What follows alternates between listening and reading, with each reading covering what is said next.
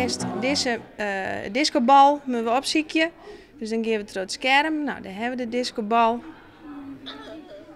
Dan juist een geluidje. En een juist filmpje. Het doel van de app is om Boartje in de Wei Frysk te zongen in de klasse. Op de app staan 15 versjes, 10 bestaande en 5 nieuwe. Die ben skreuntrog jongeres Janneke Brakels. Ze wil de app ook wel voor haar eigen BN-broeken. Jazeker, ik ben krijg memwudden en ik ben al heel blij alle versjes aan het jongen. Er wordt al wat op reageert. Ja. Ja, nu wel? Ja. Goed. Brakels wordt begeleid door pianist Cor Bakker. Hij had al eerder BN-versjes maken voor BN-programma's van Zeppelin.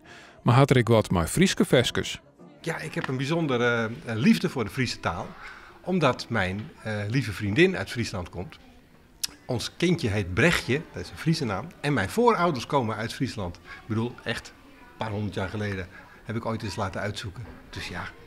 Dus jouw kinderen nou de Frieske versjes van jouw bandjes, jongen? Absoluut, absoluut. En we proberen die tweetalig op te voeden, ons kindje. Maar ik ben wel boekjes van Tomke en Romke in het Fries aan het voorlezen.